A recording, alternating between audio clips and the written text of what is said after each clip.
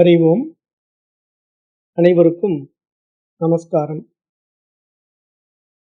இப்ப இன்றைக்கு நாம் பார்க்க இருக்கின்ற வகுப்பு கேள்வி பதில் பகுதிகள். ஐயா, குருநாதருக்கு பணிவான வணக்கங்கள் ஐயா. ஐயா கேக்குதுங்களா? சொல்லுங்க ஐயா. கேட்டுக்கிட்டு தான் இருக்கிறேன். ஐயா, இப்ப எனக்கு என்ன தோணுதுன்னா, தெளிந்த நீரோடை போல் இருக்குதுங்கய்யா. இதுதாங்க எனக்கு சொல்லுது. ரொம்ப ரொம்ப நன்றிங்கய்யா. கோடான நன்றிங்கய்யா. அதாவது குலதெய்வத்தை பத்தி நீங்க கேட்கிற கேள்வி அவரு கேட்டாரு இல்லையா? இல்லைங்க, நான் சாந்தோக்கிய உபநிஷம் அது சொல்றேன். இதுவும் நல்ல ஒரு பதில் தாங்கய்யா. குலதெய்வத்தை பத்தியே பதிலும் நல்ல பதில் தாங்கய்யா. நீங்க நல்ல ஒரு டைம் பதில் அந்த தான். கேள்வி கேட்டுட்டு இருந்தீங்க. ஞாபகம் இருக்கா உங்களுக்கு? கண்டிப்பா கண்டிப்பாங்கய்யா, கண்டிப்பாங்கய்யா. ஆனா இந்த கேள்வி நான் எதிர்பார்க்கல. அவர் மோகன் ஐயா கேட்டாரு. பரவாயில்ல. இதுவும் ஒரு நல்ல தெளிவான புரிதல் தாங்கய்யா. கோடான கோடி நன்றிங்கய்யா. நான் சாந்தோக்கிய உபநிஷம் ஒவ்வொரு நிமிஷமும் நீங்க அந்த பாடம் நடத்தும் போது கேட்கும் போது ஒரு தெளிந்த நீரோடை போல் தாங்கய்யா இருக்குது. அதுக்கு மேல வேற ஒண்ணும் சொல்ல தோணலைங்கய்யா. ரொம்ப நன்றிங்கய்யா. கோடான கோடி நன்றிங்கய்யா. நன்றிகள். அதுதான் ஞானம். அதாவது இந்த பாடத்தை நீங்க எந்த அளவுக்கு உள்வாங்குறீங்களோ அந்த அளவுக்கு ஒரு தெளிந்த ஞானத்துக்கு வந்துடுறீங்க. அந்த ஞானத்தினால நீங்க எதை செய்யலாம், எதை செய்யக்கூடாதுங்கிற அந்த தெளிவுல இருப்பீங்க. அதுதாங்கய்யா இந்த பாடம் நமக்கு சொல்லிக் கொடுக்கிற விஷயம். அந்த நிலைக்கு வரும்போது உங்களுக்குள்ள அந்த அறிவு பிரகாசிக்கும். அப்ப உங்களுக்கு எது செய்யலாம், எது செய்யக்கூடாது, எது நல்லது, எது கெட்டதுங்கிற தெளிவு உங்களுக்குள்ள வந்துரும். அதுதான் இங்க விஷயமே. சந்தோஷம். நன்றிங்கய்யா. நன்றிகள். சொல்லுங்கம்மா. வணக்கங்க ஐயா. கவிதா பேசுறேங்க ஐயா. சொல்லுங்கம்மா. இப்போ பாத்தீங்கன்னா குலதெய்வம் பத்தி பேசினீங்க. சில இடத்துல அசைவ முறைகள்ல அது மாதிரி பண்றாங்க. இப்போ எங்க குலதெய்வம் பாத்தீங்கன்னா எங்க ரிலேஷன்லாம் கட்டாயம் வருஷத்துக்கு ஒரு தடவை போகணும். அந்த மாதிரி அசைவம்லாம் கிடையாது. நம்ம பக்கத்துல ஒரு அம்மன் கோவில் தான். சாதாரணமா நம்ம ஒரு பொங்கல் வச்சு ஒரு பழம் வச்சு படைச்சிட்டு வருவோம். அதை இப்போ இந்த இதுல வந்து அந்த அளவுக்கு எனக்கு குறைஞ்சி போச்சு. பட் என் ரிலேஷன் எல்லாம் இல்லை, கட்டாயம் 6 மாசத்துக்கு ஒரு தடவை போகணும் அப்படின்னு சொல்றாங்க. எனக்கு அதில் உடன்பாடு இல்லை. இப்போ நீங்கள் சொன்ன மாதிரி இது ஒரு கேள்விங்க. இப்போ எனக்கு ஒரு புரிதல் வரும். அசைவம் இல்லாட்டாலும் அங்கே போகணுன்ற அவசியம் இல்லை. நம்ம இங்கேருந்து மானசீகமாக நம்ம அதை வந்து அந்த அம்மனை நம்ம வேண்டிக்கலாம் அப்படிங்கிற ஒரு புரிதல் வந்தது. ரெண்டாவது ஐயா, இப்போ வந்து சிரார்த்தம்லாம் கொடுக்குறாங்களே ஐயா, வருஷம் திதி, இதை பற்றி கொஞ்சம் புரிதல் கொடுங்க ஐயா. இந்த திதி கொடுக்குறது கம்பல்சரி வேணுமா? உடலே இல்லைங்கிற போது அந்த உடலுக்கு தான் நம்ம பண்ணுறோம். அதே மாதிரி அவங்க வந்து வருஷம் சாப்பாட்டுக்காக வராங்க.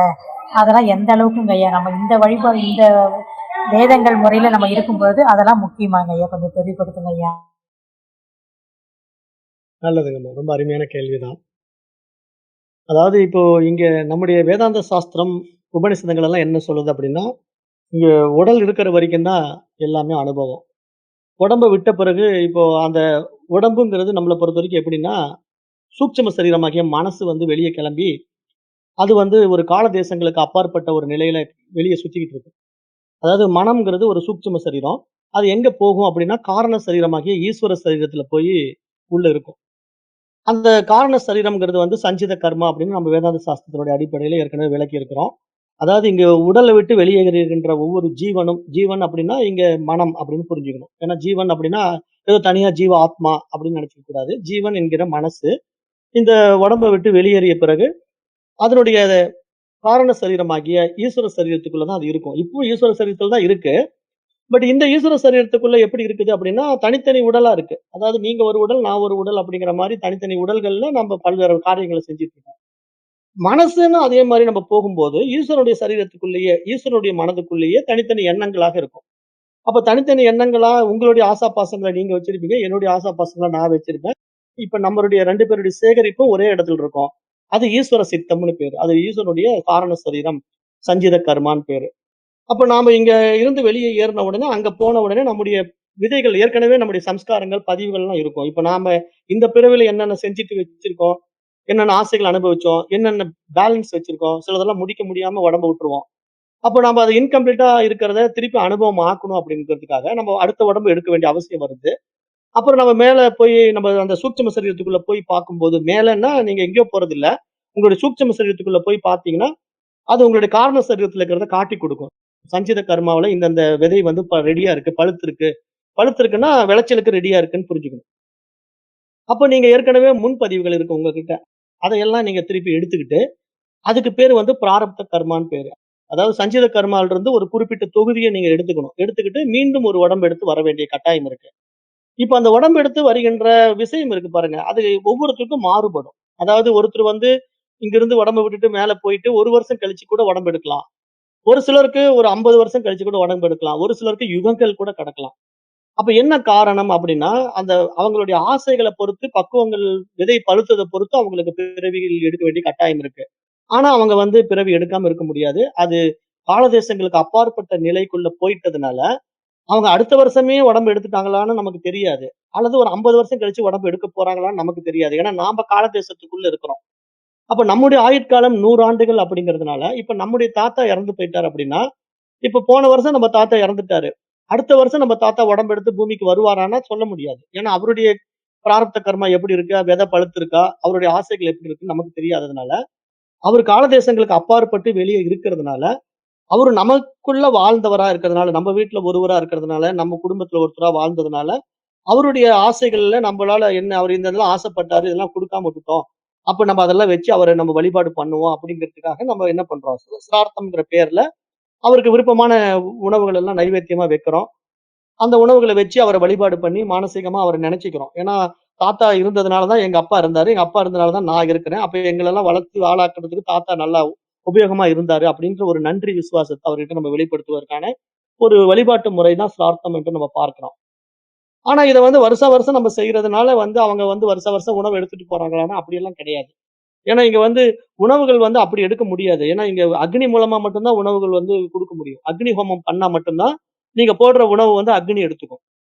அக்னி எடுத்துக்கிட்டாலும், அக்னி என்ன அந்த பஞ்சபூதங்களுடைய ஒரு அம்சமா இருக்கிறதுனால, அது ஈஸ்வரனுடைய அம்சமா இருக்கிறதுனால, ஈஸ்வரன ஒரு திருப்திப்படுத்த மனோநிலைய நம்ம உண்டு பண்ற மாரி அந்த ஐதீகம் கொடுக்கப்பட்டிருக்கே தவிர, ஏதோ நீங்க தனிப்பட்ட முறையில அவங்களுக்கு உணவு அளிக்கிறதுனால அவங்க சாப்பிடுறாங்க அப்படிங்கிறதெல்லாம் நீங்களா மனதுல உருவாக்கிக்கிற ஒரு மனப்பான்மை தானே தவிர அப்படி கிடையாது.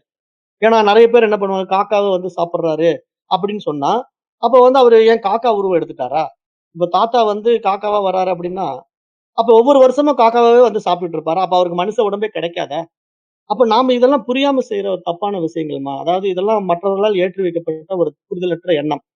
அப்ப இது மாரி வந்து நெனச்சுக்கிறாங்க. அப்படி தவறான புரிதல்ல வந்து காக்காவா வந்து சாப்பிடுறாரு அப்படிங்கிறதெல்லாம் நம்முடைய சனாதன தர்மத்துல இந்து வழிபாட்டு முறைகள்ல தான் இருக்கு. வேற மதங்கள்லாம் அத கடைபிடிக்கிறது கிடையாது. ஏன்னா அப்படி காக்காவா தான் வராருன்னா, அப்ப நாமளே நம்ம தாத்தாவ வந்து கீழ்த்தரமான ஒரு பிறவிக்கு ஆளாக்கி விட்ட மாரி ஆயிடும். நம்ம தாத்தா வந்து மனிதனா பிறக்க வேண்டியவர கொண்டு போய் காக்காவா வராரு, காக்காவா வராருன்னு கொண்டு போய் நம்ம சோறு வச்சுக்கிட்டே இருக்கிறதுனால, அது நம்முடைய புரிதலற்ற தன்மை. ஆனா உண்மையில நாம படைக்கப்பட்ட நெய்வேத்தியம் வந்து ஈஸ்வரனுக்கு போய் சேரணும் அப்படின்னா, எல்லா உயிர்களிலும் இறைவன் இருக்கிறான் அப்படிங்கிற புரிதல்ல நீங்க யாருக்கு வேணா குடுக்கலாம். காக்காவுக்கும் போடுங்க, நாய்க்கும் போடுங்க. ஆனா நாய்க்கு போடக்கூடாதுன்னு சொல்லுவாங்க. காக்காவுக்கு மட்டும் தான் போடணும் அப்படின்ட்டு. இதெல்லாம் வந்து இவங்களா உருவாக்கிக்கிட்ட ஒரு தவறான புரிதல். இங்க எல்லா உயிருக்குள்ள இறைவன் இருக்கிறான். அப்ப ஒரு எறும்பு சாப்பிட்டாலும் ஈஸ்வரன் சாப்பிடுறான். ஒரு யானை சாப்பிட்டாலும் ஈஸ்வரன் சாப்பிடுறான். காக்கா சாப்பிட்டாலும் சரி, நாய் சாப்பிட்டாலும் சரி, அது ஈஸ்வரனுக்கு குடுக்குறீங்க அவ்வளவுதான். அந்த நிலையில நீங்க அந்த நெய்வேத்தியத்த வந்து பிரசாதமா குடுத்துற வேண்டியதானே தவிர, அங்க உங்க பர்ட்டிகுலரா இறந்து போனவர் தான் வந்து சாப்பிடுறாரான்னா அப்படிலாம் கிடையாது. அதனால தான் நம்ம சொல்லுவோம். ஒருத்தர் வாழும்போது அவங்க உணர்வு ரீதியா அவங்கள தொட்டு, அவங்களுக்கு தேவையான உணவுகள நீங்க குடுத்தா மட்டும் தான் அவங்கள சந்தோஷமா பார்த்துக்க முடியும். அவங்க இறந்த பிறகு நீங்க அறுசுவை உணவுகள அவங்க போட்டோ முன்னாடி வச்சாலும், அவங்க நிச்சயமா சாப்பிட போறது கிடையாது. அவரு வாழும்போது அவருக்கு நல்ல உடைகள, துணிமணிகள எடுத்து குடுத்து அவங்கள அழகு பார்த்திருந்தீங்கன்னா, அவங்க உணர்வு ரீதியா அவங்கள நீங்க தொட்டதுக்கு அடையாளம். ஆனா அவங்க இறந்த பிறகு நீங்க பட்டு வேஷ்டி, பட்டு சட்டைய வந்து போட்டோ முன்னாடி வச்சு கும்பிட்டாலும், அந்த பட்டு வேட்டி, பட்டு சட்டைய வந்து தாத்தா போட்டுக்க மாட்டாரு. அப்ப தாத்தா உயிரோடு இருக்கும்போது நம்ம என்னென்ன செஞ்சோமோ, அதுதான் உண்மையான உபகாரம், உண்மையான வாழ்க்கை. அது நெறைய பேருக்கு தெரியறதில்ல. அதனால இவங்கெல்லாம் செத்த பிறகு நெறைய சடங்கு, சம்பிரதாயத்துல போய் சிக்கிக்கிட்டு இருக்காங்க. அதையெல்லாம் நாங்க ஏத்துக்கிறது கிடையாதும்மா. உண்மையான அதாவது வேதத்த சரியா படிச்சவங்க அத ஏத்துக்க மாட்டாங்க. ஆனா அந்த வேதத்த வந்து இப்ப தொழிலா மாத்திட்டவங்க அதெல்லாம் செஞ்சு தான் ஆகணும். ஏன்னா அவங்களுக்கு ஒரு கமர்ஷியலா இருந்தா தான் இன்கம் வரும். அதனால இதெல்லாம் பண்ணிக்கிட்டு உட்கார்ந்துருக்காங்க. அவங்கள நம்ம தடுக்கவும் முடியாது. ஏன்னா அது பாரம்பரியமா வந்துட்டு இருக்கிற ஒரு விஷயம். அதே மாரி மனிதர்கள உடனே மாத்தவும் முடியாது. நீங்க மாறிட்டீங்கன்னா எல்லாரையும் மாத்திர முடியுமா? ஒருத்தரையும் அப்படி மாத்த முடியாது. அவங்கவங்களா மாறுனா மட்டும் தான் உண்டு. அதனால ஒரு சாரர் அப்படி இருப்பாங்க. நீங்க தெளிவாயிட்டீங்கன்னா, நீங்க உங்க பாதையில சரியா பயணம் பண்ணுங்க. மற்றவர்கள் யாரையும் கட்டாயப்படுத்தாதீங்க. நீங்க குலதெய்வம் கோயிலுக்கு போலன்னா போகாம இருங்க. மற்றவங்கள குலதெய்வத்துக்கு போக வேண்டாம்னு சொல்லாதீங்க. ஏன்னா, அவங்களுக்கு அதுல ஒரு சந்தோஷம். எல்லாம் அப்ப அண்ணன் தம்பிகளோட சேர்ந்து சாப்பிடுறதுல ஒரு சந்தோஷம். அவங்களுக்கு ஒரு அலாதி இன்பம். இப்ப ஒரு கல்யாண வீடுன்னா 10 பேர் சந்திக்கும்போது அங்க ஒரு சந்தோஷம் இருக்கு இல்லையா? அது மாரி குலதெய்வ வழிபாட்டிலேயே அண்ணன் தம்பிங்கலாம், பங்காளிங்கலாம் சந்திக்கிறதுல ஒரு சந்தோஷமா இருக்குன்னா போயிட்டு வராங்க. தப்பு கிடையாது. நீங்க மட்டும் புரிஞ்சுகிட்டு, நீங்க புரிஞ்சுகிட்ட பிறகு நீங்க போக வேண்டாம்னு இருக்க வேண்டியதில்ல. போயிட்டு வரலாம். தப்பு என்ன இருக்கு? நீங்க எங்கும் இருக்கிற இறைவன வந்து அங்கேயும் பாருங்களேன். உங்க வீட்லயும் இருக்கிறான் அதே வெட்ட வெளியா. அந்த கோயில்லயும் அதே வெட்ட வெளியா இருக்கிறான். இங்கேயும் வழிபடலாம், அங்கேயும் வழிபடலாம். உங்களுடைய மனோபாவம் வந்து அங்க இல்ல, இங்க மட்டும் தான் இருக்குன்னு நினைக்கிறதும் உங்களுடைய மனோபாவம் தான். எங்கும் இருக்கிறான் அப்படிங்கும்போது, நீங்க எங்க வேணா போலாம், எங்க வேணா வரலாம். ஆனா இங்க தான் இருக்கிறான் அப்படின்னு சொல்லக்கூடாது. அதாவது இந்த இடத்துல தான் குலதெய்வம் இருக்குன்னு சொல்லக்கூடாது. எங்கும் இருக்குது குலதெய்வம்னு புரிஞ்சுக்கிட்டா போதும். அதே மாரி தான் சிரார்த்தமும். நீங்க அவருக்கு குடுக்குற சாப்பாடு வந்து நீங்க குடுக்கறதுனால மட்டும் அவங்க சாப்பிடுறது இல்ல. அது ஈஸ்வரன் சாப்பிடுறாங்கிற அடிப்படையில குடுக்குறது. அவங்க பிறவி எடுக்கிறத பொறுத்து ஒவ்வொருத்தரும் 10 வருஷமா குடுத்துட்டு இருப்பாங்க. ஆனா அடுத்த வருஷமே அவர் பிறவி எடுத்திருப்பாரு. ஆனா அவங்க சந்தோஷத்துக்காக அவங்க குடுத்துட்டு இருப்பாங்க. அது ஒருத்தர் சிலர் வந்து பிறவி எடுக்காமயே இருப்பாங்க. ஆனா அவங்க தொடர்ந்து குடுத்துட்டே இருக்கிறதுனால அவங்க சாப்பிட்டுட்டே இருக்காங்களான்னா அப்படியும் கிடையாது. அவங்க எங்க சாப்பிடுவாங்க? அவங்க சாப்பிடுறதுக்கெல்லாம் புலன்களே கிடையாது. அவங்க உண்மையிலே சாப்பிடுறது எப்படி சாப்பிடுவாங்கன்னா, மற்ற ஜீவராசிகள் மூலமா சாப்பிடுவாங்க. அது ஈஸ்வரன் தான் சாப்பிடுறான். அவங்க சாப்பிடுறது கிடையாது. ஈஸ்வரன் தான் சாப்பிடுறான். ஏன்னா உடம்பே இல்லையே! புலனே கிடையாது. நீங்க அறுசுவை உணவ படைச்சுட்டு அது முன்னாடி லட்டு வைக்கலாம், ஜிலேபி வைக்கலாம், பிரியாணி வைக்கலாம். ஆனா அங்க தாத்தா வந்து பிரியாணி சாப்பிட்டு சூப்பரா இருக்கு. லட்டு அருமையா செஞ்சிருக்காங்க. எந்த கடையில வாங்குனீங்கன்னு கேட்க போறாரா? கிடையாது. ஆனா ஒரு மிருகத்துக்கோ அல்லது ஒரு பறவைக்கோ குடுத்தீங்கன்னா, அது சாப்பிட்டு பசியாறும்போது, ஈஸ்வரன் அத சாப்பிட்ட மாரி நம்ம ஐதீகமா வச்சிருக்கிறோம். அப்படிதான் இந்த படையல் எல்லாம் போடப்படுது. அது ஒரு நல்ல விஷயமா தான் எடுத்துக்கணும். ஏன்னா, அப்பயாவது ஜீவராசிகளுக்கு உணவு கிடைக்குதுல்ல. தாத்தா இறந்ததுக்காக வருஷாந்திரம் கும்பிடும்போதாவது அந்த ஒரு வருஷத்துல கொண்டு போய் சாப்பாடு வைக்கிறாங்கல்ல. ஆனா என்ன இங்க ஒரு கொடுமை அப்படின்னா, அந்த வருஷாந்திரம் அன்னைக்கு இந்த மகாலய அமாவாசை வந்துட்டா, எல்லார் வீட்லயும் அந்த சடங்கு செய்றாங்க. சிரார்த்தம் வைக்கிறாங்க. அன்னைக்கு பார்த்து காக்கா எவ்வளவு சாப்பிடும்? எவ்வளவு அதுக்கு லோடு பண்ண முடியும்? அன்னைக்கு பார்த்தா காக்காவே வராது. நீங்க மகாலய அமாவாசையில காக்கா வந்து எடுக்கட்டும்னு சொல்லி நெறைய பேர் வெயிட் பண்ணிட்டு இருப்பாங்க. ஆனா காக்கா வராது. ஏன் வராதுன்னா, அங்க எல்லா இடத்துலயும் உணவு கிடைக்கிறதுனால, ஒரு 2 இடத்துல சாப்பிட்ட உடனே அது பசி ஆறிடும். அப்புறம் அது வீட்டுக்கு போயிடும். அதனுடைய இடத்துக்கு போயிடும். ஆனா நீங்க அந்த காக்காவுக்கு ஏன் அன்னைக்கே வைக்கணும்? மகாலய அமாவாசையில வச்சா தான் அங்க உங்க தாத்தா சாப்பிடுறாரா? கிடையாது. தினசரி நீங்க காக்காவுக்கு சோறு வைங்களேன். யாரு வேண்டாங்கிறா? அப்படி யாரும் செய்ய மாட்டேங்கிறாங்க. அதாவது எல்லாமே ஒரு சுயநலம். அதாவது அன்னைக்கு செஞ்சா மட்டும் தான் அப்படியே மூதாதையர்களுடைய ஆசீர்வாதம் கிடைக்கும். தினசரி காக்காவுக்கு சோறு போட்டா கிடைக்காது. அப்படிங்கிற மைண்ட் செட் அல்லது போடுறதுக்கு இவங்களுக்கு மனசு இல்ல. அப்ப இப்படி இல்லாம இந்த மாரி பாடத்திட்டங்கள வந்து நீங்க புரிஞ்சுக்கிட்டீங்கன்னா, நீங்க தினசரி ஜீவராசிகளுக்கு உணவு வச்சீங்கனாலே, தினசரி உங்களுடைய மூதாதையர்கள் சாப்பிடுறாங்க, உங்க குருமார்கள் சாப்பிடுறாங்க, ஈஸ்வரன் சாப்பிடுகிறான் அப்படின்னு புரிஞ்சுக்கங்க. அப்படிதான் இங்க வந்து எல்லாமே படைக்கப்பட்ட ஜீவராசிகளுக்கு உணவு கிடைப்பதற்காக உண்டாக்கப்பட்ட கர்மகாண்ட வழிமுறைகள் இதெல்லாம் அப்படின்னு நம்ம பார்க்கிறோம். அதனால தப்பும் கிடையாது. செய்யுங்க. இந்த மனப்பான்மையில செய்யுங்க. தினசரி செய்யுங்க. என்ன தப்பு இருக்கு? ரொம்ப நன்றிங்க ஐயா. எக்ஸலண்ட்டுங்க ஐயா. ரொம்ப அருமைங்க ஐயா. இது வந்து ஒரு சுயநலமா இல்லாம, எப்போதும் நம்ம எல்லாருக்கும் அந்த ஈஸ்வரனுக்கு குடுக்குறோங்கிற ஒரு பெரிய புரிதல குடுத்துருக்கீங்க. அந்த ஒரு பெரிய ஒரு சிக்கல்லேருந்து வெளில கொண்டு வந்திருக்கீங்க ஐயா. இது பண்ணி தான் ஆகணும், இத செஞ்சு தான் ஆகணும், இல்லன்னா நமக்கு ஏதாவது ஆயிடும், அப்படிங்கிற ஒரு பெரிய புரிதலிருந்து எல்லாரும் ஈஸ்வரன், எல்லாரும் கடவுள் தான். நம்மால எப்ப முடியுதோ அப்பல்லாம் செய்வோங்கிற ஒரு ரியலா ரொம்ப நன்றிங்க ஐயா. கோடான கோடி நன்றிகள் ஐயா. நல்லதுங்கம்மா. சந்தோஷம். ஐயா வணக்கம். வணக்கங்க ஐயா. ஐயா ஒரு சின்ன சந்தேகம் கேட்கலாம். சொல்லுங்க ஐயா. ஐயா நீங்க அந்த ஞாபக கிளாஸ் முடிஞ்சதுக்கு அப்புறமா நீங்க பிக்னஸ்க்காக எல்லாத்தையும் பார்க்கணும் அப்படின்னு சொன்னீங்க ஐயா. இப்போ அப்படித்தாங்க பார்த்துட்டு இருக்கேங்க ஐயா. அது ரொம்ப நல்லா இருக்குதுங்க ஐயா. பல பல தடசங்கள் வருதுங்க ஐயா. அது எல்லாம் நீங்கி நீங்கி போகுதுங்க ஐயா. இப்ப கொஞ்சம் நல்லா இருக்குதுங்க ஐயா. எல்லா எல்லா விஷயம் நமக்கு கொஞ்சம் புரியுற மாதிரியே இருக்குதுங்க ஐயா. இப்போ ஒரு சின்ன சந்தேகம். ஆனா கிடைக்க கிடைக்க மைண்ட் வந்து இது வந்து டிவேட் ஆகி போகுதுங்க ஐயா. அப்புறமா மைண்ட் மறுபடியும் இதுலயே வந்துருதுங்க ஐயா. அப்ப நான் வந்து நீங்க சொன்ன மாதிரி ஒரு நாள் சங்கல்பம் பண்ணி பார்த்தேங்க ஐயா.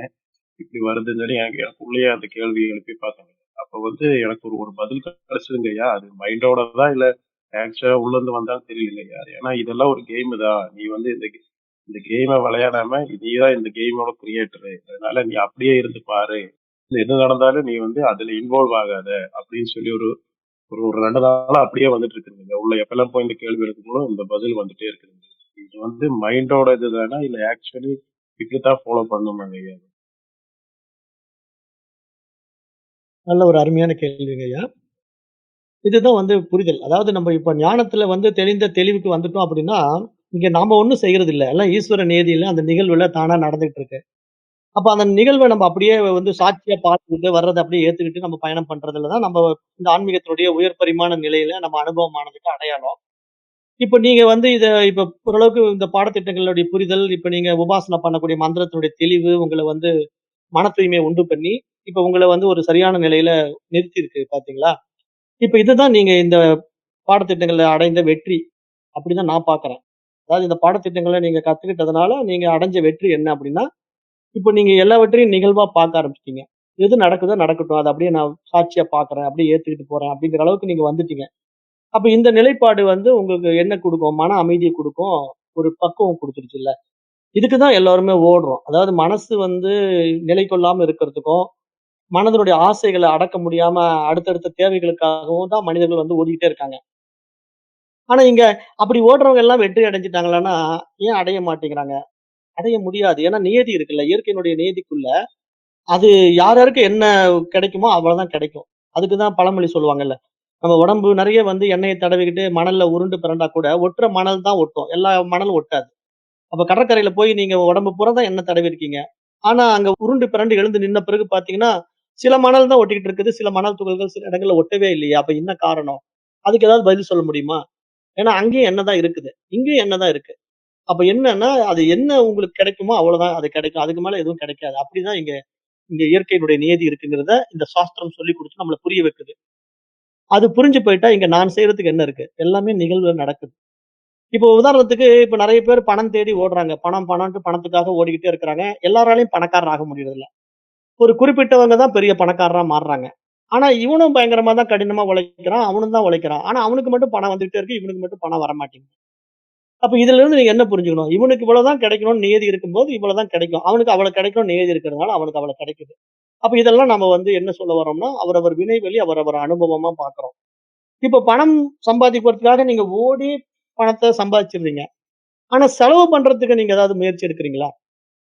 இப்ப உங்களுக்கு வந்து கஷ்டம் வரணும், செலவு வரணும் அப்படிங்கிறதுக்காக ஏதாவது பிரயத்தனம் பண்றீங்களா? ஒண்ணுமே பண்ணாம சும்மா வீட்ல உட்கார்ந்துருங்க. தானாவே உங்களுக்கு கஷ்டம் வரும். தானாவே உங்களுக்கு செலவு வரும். அப்ப இதிலிருந்து என்ன புரிஞ்சுக்கணும்? தானாவே நமக்கு வர வேண்டிய செலவ நம்ம தடுக்க முடியாது.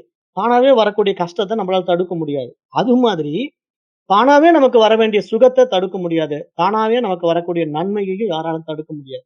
அப்ப இங்க சுகமும், துக்கமும் அவரவர் வினைவெளி அனுபவமா இருக்கிறதுனால, அவங்கவங்க எப்படி பிராரப்த கர்மாவ கொண்டு வந்து அனுபவிச்சுட்டு இருக்காங்களோ, அப்படிதான் அவங்க வாழ்க்கை இருக்கும்.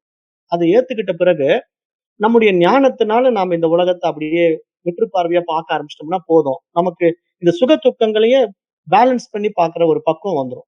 இங்க சுகமும் இல்ல, துக்கமும் இல்ல அப்படின்ட்டு நம்ம 2க்கும் இடையில நின்னு ஆனந்தமா நம்ம வாழ்க்கைய நம்ம என்ஜாய் பண்ண முடியும். அப்ப அப்படிதான் நம்ம வாழ்றது உண்மையான வாழ்க்கை அப்படிங்கிறத சாஸ்திரம் இவ்வளவு ஆழமா நமக்கு புரிய வைக்க பாக்குது.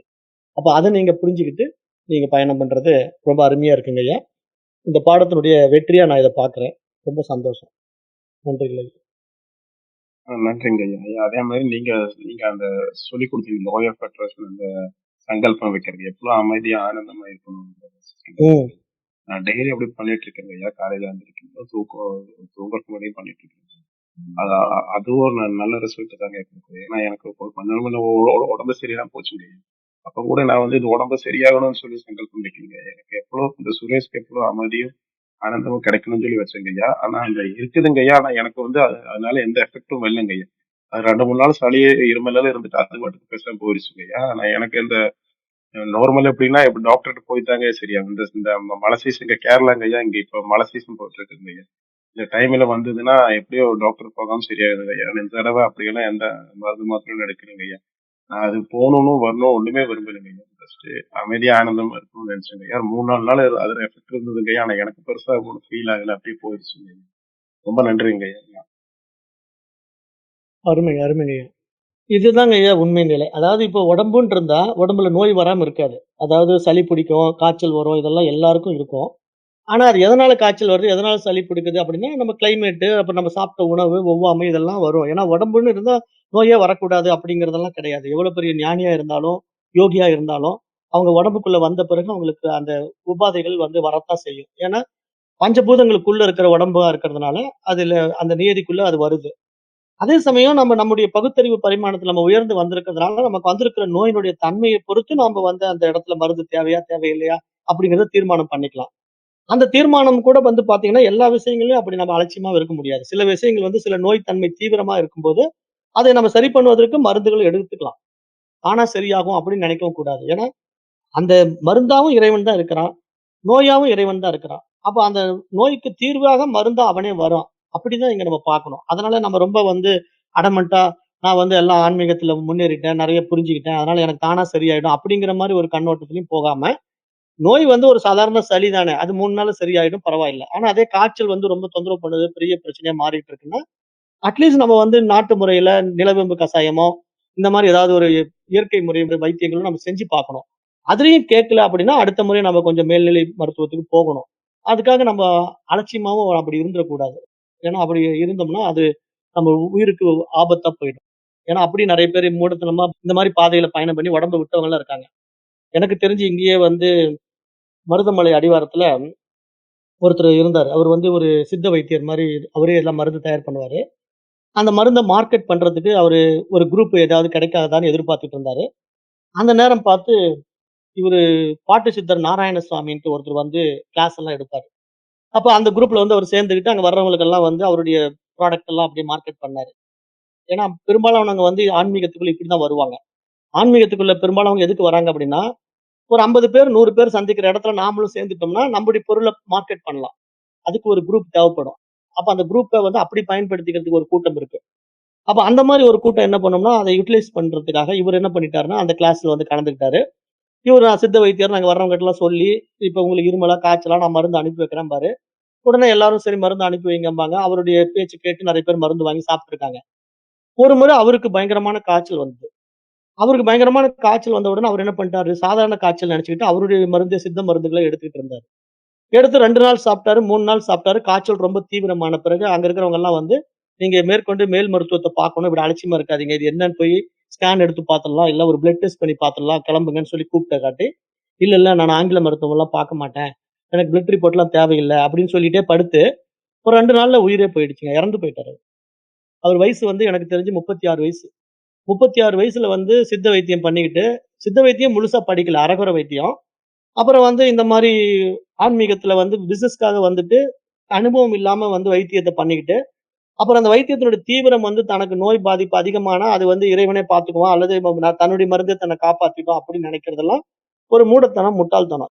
ஏன்னா நான் என்ன பொறுத்தவரைக்கும் எப்படி சொல்லுவேன்னா, எப்ப நீங்க இந்த ஏகத்துவ தன்மைக்குள்ள வரீங்களோ, எல்லாம் இறைவன் அப்படின்னு புரிஞ்சுக்கிறீங்களோ, அங்க வந்து வைத்தியத்தெல்லாம் கூட பிரிச்சு பார்க்க வேண்டியதில்ல. இது உயர்ந்தது, இது தாழ்ந்தது, சித்த மருத்துவம் சிறப்பு, ஆங்கில மருத்துவம் மோசம் அப்படின்லாம் சொல்லக்கூடாது. எந்த நோய்க்கு நமக்கு எந்த மருத்துவம் தேவை? இப்ப ஒரு விபத்துல அடிபட்டு கால் துண்டாகி கிடக்குது. அவன சித்தா டாக்டர்ட்ட கூட்டு போய் காப்பாத்த முடியுமா?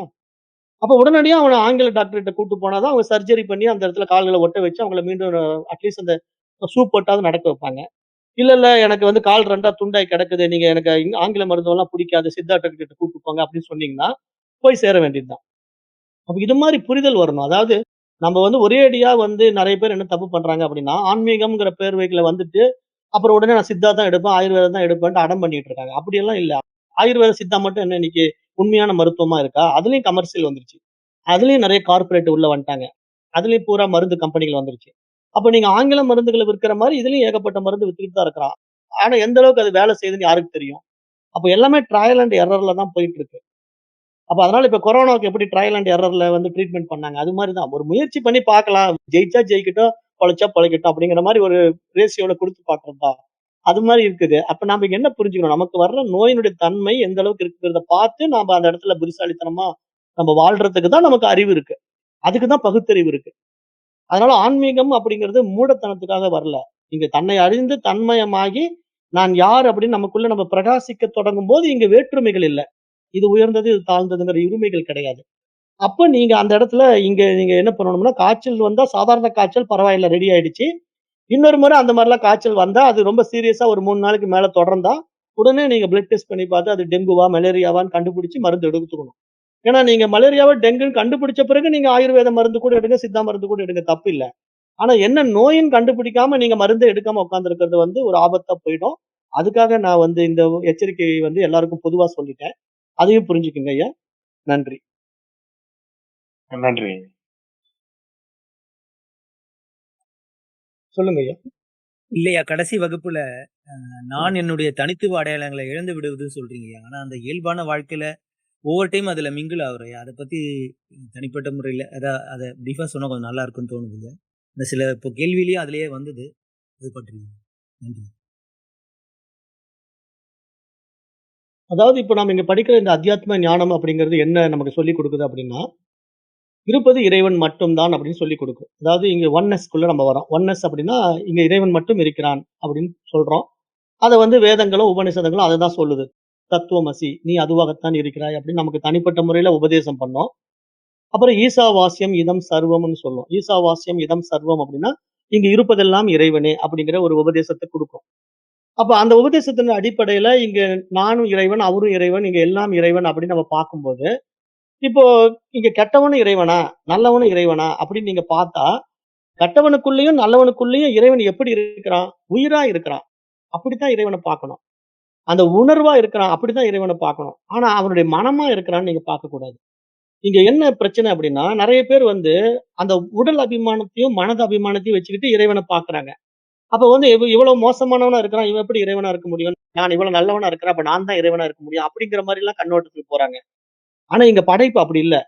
இங்க படைப்புல வந்து எல்லாமே இறைத்தன்மைக்குள்ள இருக்கு. எல்லாமே இறைவனா தான் இருக்கு. ஆனா ஏன் மாறுபட்டு இருக்கு? ஒண்ணுக்கு ஒண்ணு முரண்பாடா இருக்கு அப்படின்னா, அவையவைகள் ஏற்றி வைத்துக் கொண்ட எண்ணங்கள் அடிப்படையில அதனுடைய வாழ்க்கை இருக்கு. அப்ப ஒரு மிருகத்துக்கு உண்டான வாழ்க்கைங்கிறது அதனுடைய மனோபாவம், அதனுடைய எண்ணங்களுக்கு ஏற்ற வாழ்க்கை. மனிதனும் அப்படிதான். அவருடைய எண்ணம், அவருடைய மனோபாவத்துக்கு ஏற்ற வாழ்க்கை. அப்ப நாம எப்படிப்பட்ட எண்ணங்கள உள்வாங்கி நம்ம வாழ்றோம் அப்படிங்கிற நம்முடைய பதிவுகள் தான் நம்முடைய வாழ்க்கையா இருக்கு. அதனால தான் முற்பகல் செய்யின் பிற்பகல் விளையும் அப்படின்னு நம்முடைய முன்னோர்கள் சொல்லிக் குடுத்துருக்காங்க. அப்ப நீங்க முன்னாடி என்ன விதைச்சீங்களோ, அத பின்னாடி அறுவடை பண்ண போறீங்க. நீங்க முன்னாடி மாங்கா மரத்த விதைக்கிறதுக்கான மாங்கா விதைய விதைச்சுட்டு, அந்த மரம் பெருசாகி அந்த கனிகள குடுக்க வரும்போது, எனக்கு ஏன் தேங்கா குடுக்கலன்னு கேட்கக்கூடாது. ஏன்னா நீங்க விதைச்சது மாங்கா விதை. அப்ப அறுவடை பண்றது மாங்காவா தான் இருக்க முடியுமே தவிர, தேங்காவா இருக்க முடியாது. அது மாதிரி நீங்க முன்னாடி செஞ்ச கெட்ட காரியங்கள் எல்லாம் நெறைய செஞ்சுட்டு, எனக்கு இப்ப நல்லதே வரமாட்டேங்குது, நல்லதே வரமாட்டேங்குதுன்னா எப்படி வரும்? முன்னாடி நீங்க விதைச்சதெல்லாம் கெட்டது. அப்ப இப்ப நீங்க அத அறுவடை பண்ண வேண்டிய நிலை இருக்கிறதுனால, வருகின்ற கெட்டத நீங்க அனுபவிச்சு தான் ஆகணும். அத ஏத்துத்தான் ஆகணும். அதுல வாழ்ந்து தான் ஆகணும். ஆனா, இப்போ உங்களுக்கு கிடைச்சிருக்கிற ஞானம் என்ன பண்ணுது? அப்ப நான் நல்லத நோக்கி போணும், நல்லத மட்டும் செய்யணும், நல்ல விஷயங்கள மட்டும் நடைமுறைப்படுத்தணும் அப்படிங்கும்போது, மகான்கள் சொல்லிக் குடுத்த அதே வழிமுறை தான். தீயவை பார்க்காதே, தீயவை பேசாதே, தீயவை கேட்காதே. அப்ப இந்த 3 விஷயங்களையும் நம்ம 3 குரங்கு பொம்மையில படிச்சுட்டு, நடைமுறைப்படுத்திட்டோம்னு வச்சுக்கங்களேன், அப்ப நம்ம வாழ்க்கைய சரியா வாழ்வோம்ல்ல. அப்ப நம்ம விதைக்கிற விதையும் சரியா இருக்கும். நம்ம வாழ்ற வாழ்க்கையும் சரியா இருக்கும். அப்போ உங்களுக்கு என்ன தேவை? மாங்கா வேணுமா? தேங்காய் வேணுமா? தீர்மானம் பண்ணி விதைங்க. அந்த விளைச்சல நீங்க அறுவடை பண்ணி ஆனந்தம் அடைங்க. அப்படித்தான் இங்க வாழ்க்கை நம்ம கையிலேயே கொடுக்கப்பட்டிருக்கு. அதாவது இறைவனே நமக்குள்ள அறிவாக இருந்து பிரகாசிக்கிறதுனால, நம்மிடத்துல சுய அறிவாகவும் அவனே இருக்கிறதுனால, எது செய்யலாம், எது செய்யக்கூடாது, எது நல்லது, எது கெட்டது, எது நித்தியம், எது அனித்தியம் அப்படின்னு பகுத்து பிரித்து அறிகின்ற ஒரு பகுத்தறிவு பரிமாணத்துக்குள்ள வந்து பயணம் பண்ணி, நம்ம மனிதனாக வந்திருக்கிறோம். நம்ம மிருகமா இல்ல. மிருகத்துக்கு தான் எதுவுமே தெரியாது. அது அதனுடைய போக்குல போகும். மனம் போன போக்குல போகும். அது வந்து மூந்து பார்த்து தான் நல்லது, கெட்டத கண்டுபிடிக்கும். ஆனா நமக்கு வந்து மூந்து பார்த்தெல்லாம் கண்டுபிடிக்க வேண்டாம். நமக்கு இருக்கிற புத்தி சக்திய வச்சு நம்ம கண்டுபிடிச்சுக்கலாம். இது நல்லது, இது கெட்டது. இது வேணும், இது வேண்டாம். இது நித்தியமா இருக்க போகுது, இது அநித்தியமா இருக்க போகுது அப்படின்ட்டு. அப்ப அந்த அடிப்படையில நம்ம நித்தியத்தை நோக்கி போகும்போதுங்கய்யா, இங்க இறைவன் மட்டும் தான் இருக்கிறான் அப்படிங்கிற புரிதல்ல நம்ம எந்த அடிப்படையில ஸ்ட்ராங்கா நிக்கணும் அப்படின்னா, உயிர் அடிப்படையில. எல்லா உடலுக்குள்ளயும் உயிரா, உணர்வா இறைவன் இருக்கிறாங்கிற அடிப்படையில நீங்க எல்லாரும் இறைவனா பார்க்கணும்.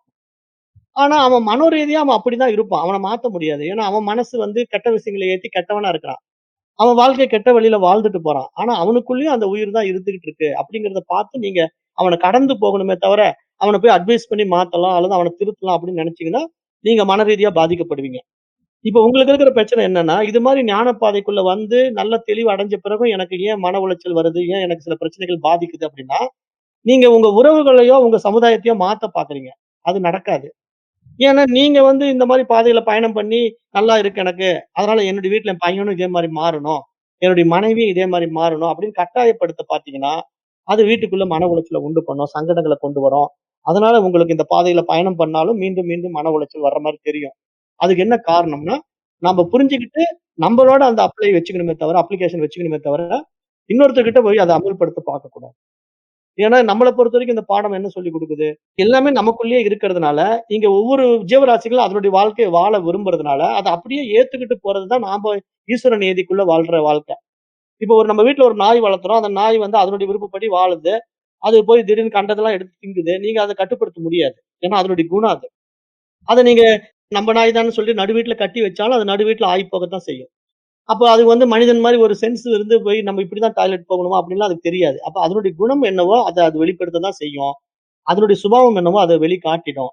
நீங்க தான் புரிஞ்சுகிட்டு நாய எந்த இடத்துல கட்டி வைக்கணுமோ அந்த இடத்துல கட்டி வைக்கணும். வீட்டுக்குள்ள யார விடணுமோ அவங்கள விடணும். அதை விட்டுட்டு நாயும் கடவுளும் ஒண்ணுதான் அப்பொழுது நம்ம வீட்டுக்குள்ள கட்டி வச்சிட முடியாது. அது நீங்க புரிஞ்சுக்கணும். ஏன்னா இங்க கெட்டது நல்லது அப்படிங்கும்போது, இப்போ இறைவன் எங்கும் இருக்கிறான். சாப்பாட்டுலயும் இறைவன் இருக்கிறான், மலத்திலயும் இறைவன் இருக்கிறான். அப்படின்ட்டு நம்ம மலத்த சாப்பிட முடியுமா? இப்ப நான் நேத்து ஒருத்தர் அப்படிதான் நான் இந்த YouTubeல பேசும்போது, உணவு முறைகள்ல வந்து கட்டுப்பாடு தேவைப்படுது. கண்டதெல்லாம் சாப்பிடக்கூடாது. கண்ட உணவுகள் சாப்பிட்டீங்கன்னா, உங்களுக்கு உடல் ரீதியாவும் பாதிப்பு உண்டாகும், மன ரீதியாவும் பாதிப்பு உண்டாகும் அப்படின்னு சொன்ன உடனே அவர் பதில் சொல்றாரு. எல்லாம் இறைவனுங்கும்போது நம்ம இதையும் ஏத்துக்கிட்டு போக வேண்டியது தானே அப்படின்னு பதில் போட்டிருக்காரு. அப்ப எல்லாம் இறைவன் தான் அப்படிங்கிறதுனால, நீங்க சாப்பாட்டுக்கு பதிலா மலத்த சாப்பிட்டுக்கலாம்ல.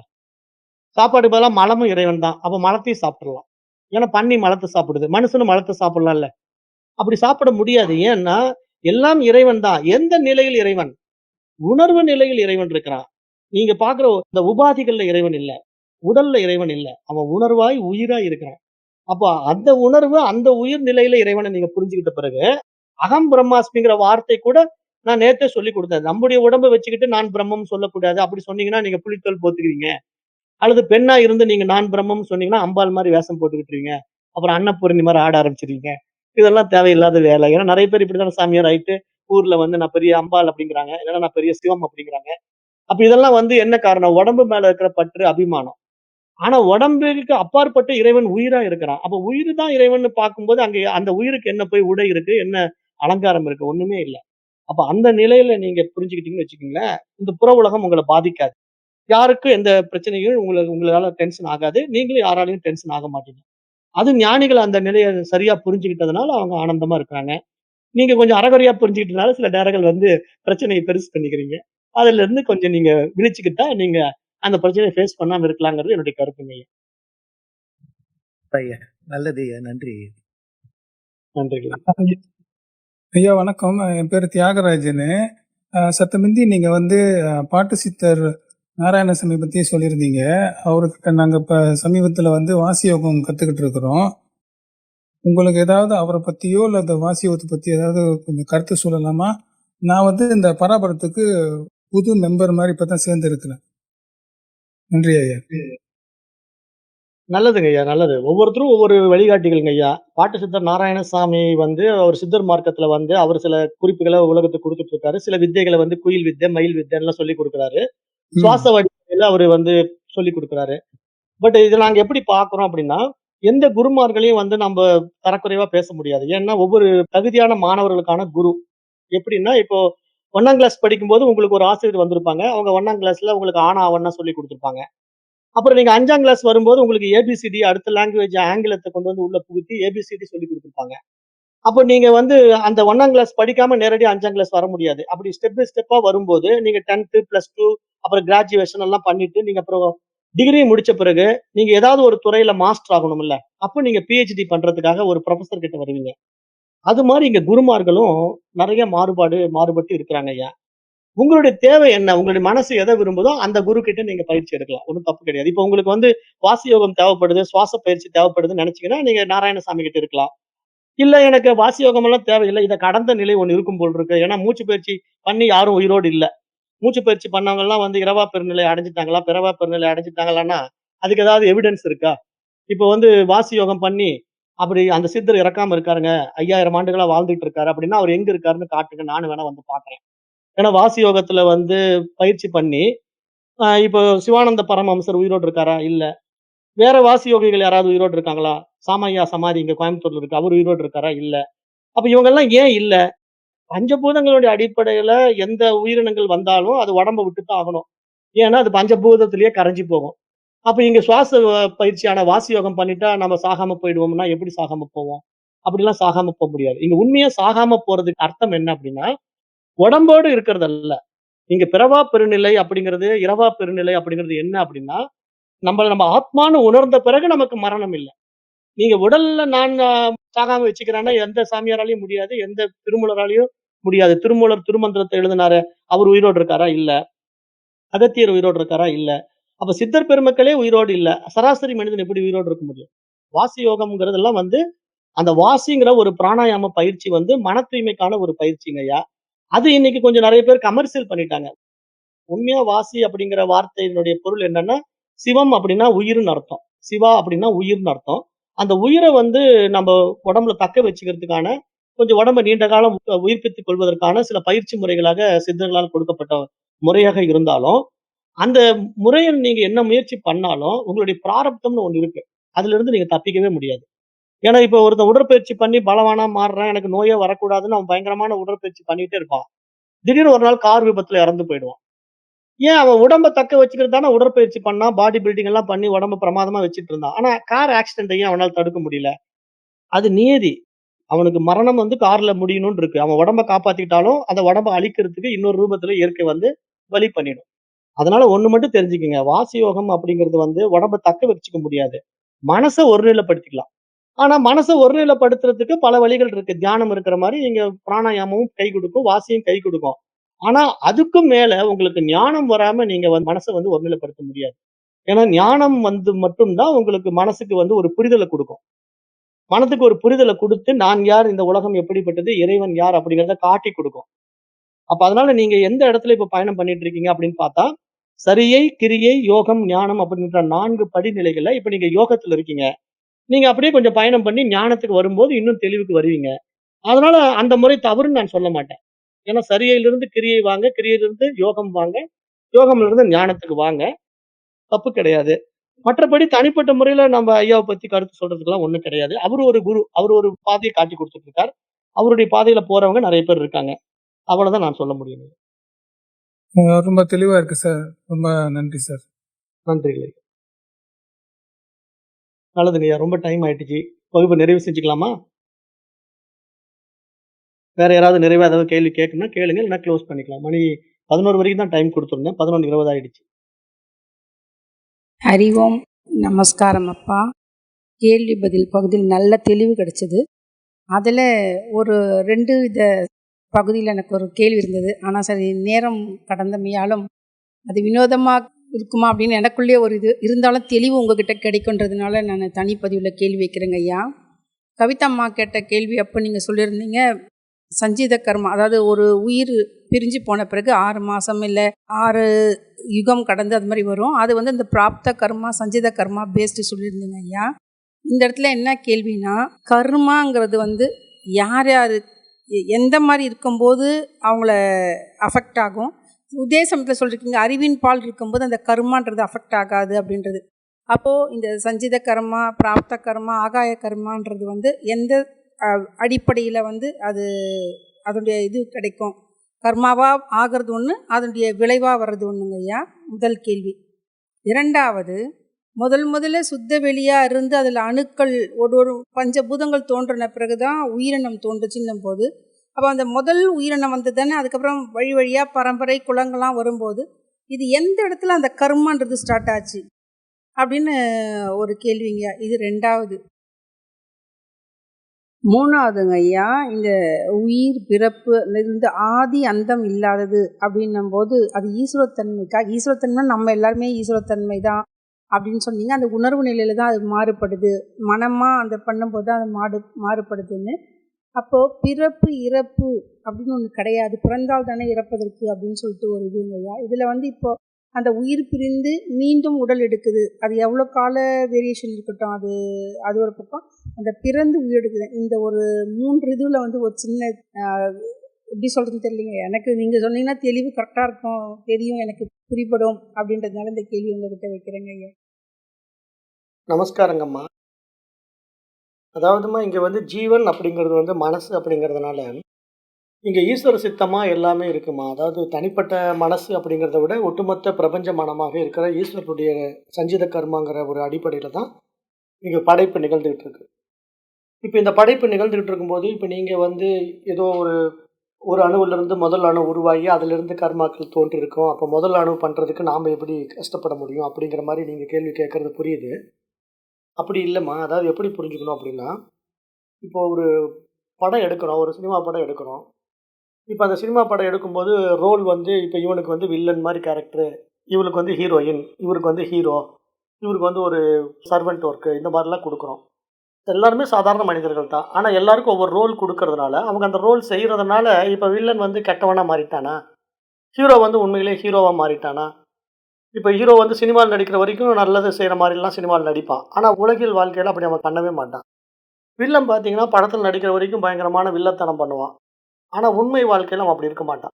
அப்போ ஒரு ரோல்ல எடுத்து அவன் செய்றான். அந்த ரோல்ல நடிக்கிற வரைக்கும் அவனுக்கு வில்லன்னா வில்லன் கேரக்டர் அவன் செய்வான். இவன் ஹீரோன்னா ஹீரோ கேரக்டர் இவன் செய்வான். இது எப்படி நமக்கு ஒரு திரைப்படத்துல புரியுதோ, அது மாரி இங்க ஈஸ்வர நியதிக்குள்ளமா ஒவ்வொருத்தருக்கும் ஒவ்வொரு எண்ணங்கள உருவாக்கி இறைவன் விளையாடுறான். அவனுடைய மனசு தான் இங்க உலகமா இருக்கு. அது ஈஸ்வர சித்தம்னு பேரு. இந்த ஒட்டுமொத்த பிரபஞ்சமும் ஈஸ்வர நியதிக்குள்ள ஒரு இயக்கத்தில் இருக்கு. அதுல உங்களுக்கு ஒரு கேரக்டர் குடுத்து நீங்க விளையாடுறீங்க. எனக்கு ஒரு கேரக்டர் குடுத்து என்ன விளையாட வச்சிருக்கான். இப்படித்தான் இங்க எல்லாமே நிகழ்ந்துட்டு இருக்கு. அதுல ஒருத்தன் கெட்டவனா வருவான். இன்னொருத்தன் நல்லவனா வருவான்.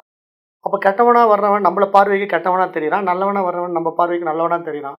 ஆனா ஈஸ்வரனுடைய பார்வையில இங்க நல்லவனும் கெட்டவனுமே கிடையாதும்மா. ஏன்னா அவனே அவனுக்கு ரோல் குடுத்து நடிக்க வச்சிருக்கான்.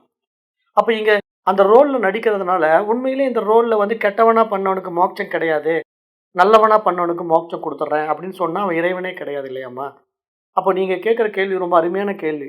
அதாவது இப்ப நல்வழியில வாழ்றவனுக்கு தான் நான் முக்தி மோட்சம் குடுப்பேன். கெட்ட வழியில வாழ்றவனுக்கு நான் முக்தி மோட்சம் குடுக்க மாட்டேன் அப்படின்னு இறைவன் சொன்னான்னா, அவன் இறைவனே கிடையாது. ஏன்னா இந்த கேரக்டர் நடிக்க வச்சுட்டு, வில்லனா நடிச்சவனுக்கு சம்பளம் இல்ல, ஹீரோவா நடிச்சவனுக்கு தான் சம்பளம் அப்படின்னு சொன்னா ஒத்துக்குவோமா?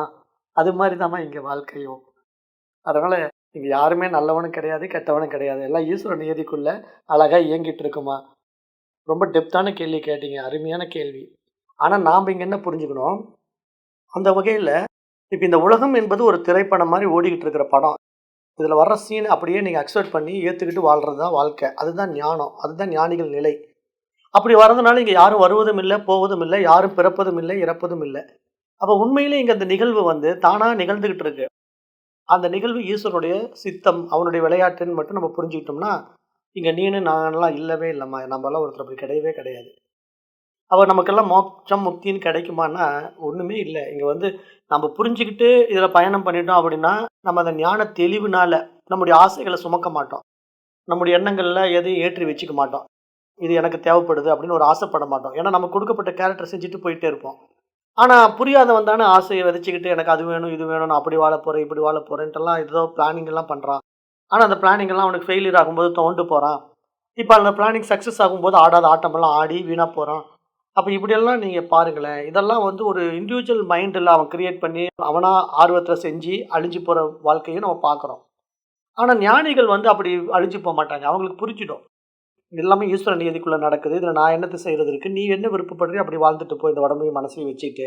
அப்படின்னு சொல்லி அவங்க அழகா தன்னுடைய உடம்பையும் மனதையும் இறைவனிடத்துல ஒப்புவிக்கும்போது, சரணாகதி சரண்டர் செய்யும்போது, அங்க ஈஸ்வரன் வாழுகின்றான் அப்படின்னு நம்ம பார்க்கும்போது தாம்மா, நம்முடைய வாழ்க்கைய வந்து உயர் பரிமாண நிலைக்கு உயர்த்தி, நம்ம இந்த உலகத்துக்கு இன்னும் எப்படி உபகாரமா வாழ முடியுமோ அப்படியெல்லாம் நம்மள மாத்தி விட்டுருவான். அத நான் எங்க செய்றேன்? அவன் செய்றான் நம்மள வச்சுன்னு நாம அந்த ஞானத்தால அழகா இந்த உடம்புல குடுக்கப்பட்ட கேரக்டர செஞ்சுட்டு, படத்த சில்வர் ஜூப்ளி ஓட்டிட்டு நம்ம போய் சேர்ந்துக்கலாம். அதுக்கப்புறம் நம்ம வரமாட்டோம். ஏன்னா நமக்கு வந்து நம்ம குடுத்த ரோல அழகா செஞ்சு முடிச்சுட்டோம். நமக்கு இனிமேல் பிறப்பு, இறப்புங்கிறது தேவையில்லை. ஏன்னா நமக்கு ஆசைகள் இல்லாதனால நம்ம வரமாட்டோம். ஏன்னா நம்ம புரிஞ்சுக்கிட்டு போயிட்டோம், உடம்ப விட்டுட்டோம். ஆனா மற்றவங்க அப்படி இல்லையேம்மா. அவங்க வந்து இந்த உலகத்த உண்மைன்னு நம்புறாங்க. நான் பெரிய ஆளாக போறேன்னு நெனச்சு ஓடுறாங்க. ஏதேதோ செய்றாங்க. அதுல செய்ய முடியாதுன்னு நெனச்சு வருந்துறாங்க. செஞ்சத வச்சு ஆடாத ஆட்டமெல்லாம் ஆடுறாங்க. அப்புறம் அதுல பெண்டிங் வச்சிருக்கிற ஆசைகள மீண்டும் அனுபவிக்கிறதுக்கு உடம்பு எடுக்குறாங்க. இப்படிதான் அவங்க வந்து வந்து போறாங்கம்மா. அப்படி வந்து போறது மனசு தான் திருப்பி வந்து உடம்பு எடுக்குது. அது வந்து சூட்சும சரீரமாகிய மனசு வந்து ஸ்தூல சரீரமான இந்த பௌதீக உடலுக்குள்ள வரும். நமக்கு வந்து 3 உடம்பு இருக்கு. இந்த வேதாந்த சாஸ்திரம் சொல்லும். அதாவது காரண சரீரம், சூட்சும சரீரம், ஸ்தூல சரீரம். காரண சரீரம் அப்படிங்கிறது சஞ்சித கர்மா என்ற ஈஸ்வர சித்தம்.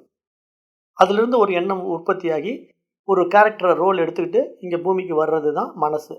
அந்த ரோல கொண்டு வந்து ஆக்டிவேட் பண்றதுக்காக இங்க பௌதீக உடம்பு எடுக்கிறது இந்த உடல். அப்ப இந்த உடல்ல நம்ம அந்த ரோல பண்றோம். அப்ப அந்த ரோல பண்ணிட்டு நம்ம சரியா பண்ணல, இன்கம்ப்ளீட்டா பண்றோம்னா அடுத்த ரோலுக்கு மீண்டும் நமக்கு ஒரு சான்ஸ் கிடைக்கும்.